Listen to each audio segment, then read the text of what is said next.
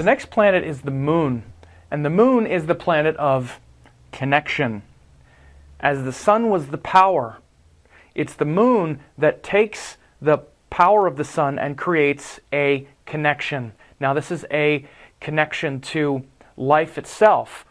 The way we experience the moon is through our mind and through the connection we have to our soul's power. Let me explain this. It's very tricky what the moon does, because we have this limited body, like I explained in the sun video. Remember when I said we have this limited nature and we have limited power through the body and in the world, yet we have a sense that we're this ultimate, unlimited, powerful being. This is the sun. So the moon, what it does is it goes between our limited self through the body and our unlimited self of the sun, the powerful, ultimate, cosmic sun. And the moon is always saying, is this making me feel good? Or is this making me feel more powerful? Or is it making me feel smaller? How do I feel? How do I feel? This is the moon trying to connect these things and all things. So the moon is a sense of connection and literally of life itself, because the sun is the creator of life. It's the source of power that gives life.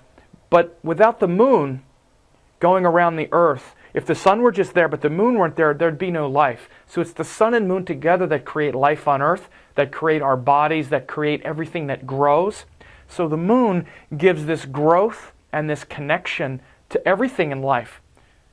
See, we acknowledge that the sun is the power, but if the sun were just there and there's no moon, there would be no regulation of the tides on the earth and of the seasons and different things like that. It's not until the moon moved into that perfect vibration, that perfect harmonic vibration with the sun, that life on earth started to really flourish. So within you, the moon is that growth process that is trying to be connected to your higher self.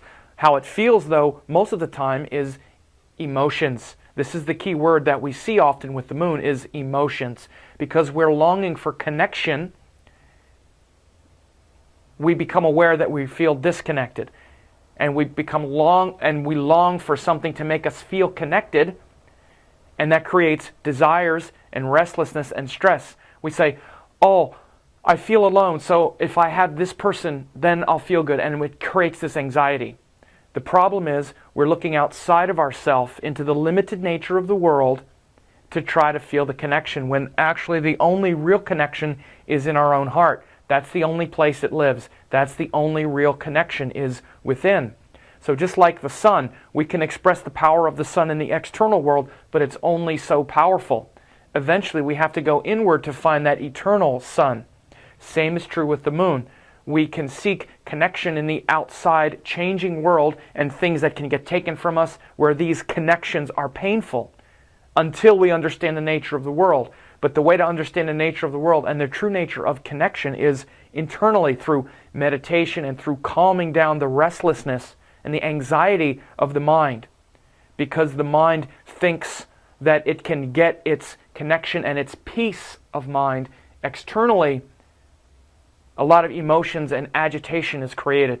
Once we realize all the answers are within and we return the energy of the moon to the source, we bring the mind back into something deeper. We calm down the restlessness, the longing to merge and to connect with something externally becomes abated.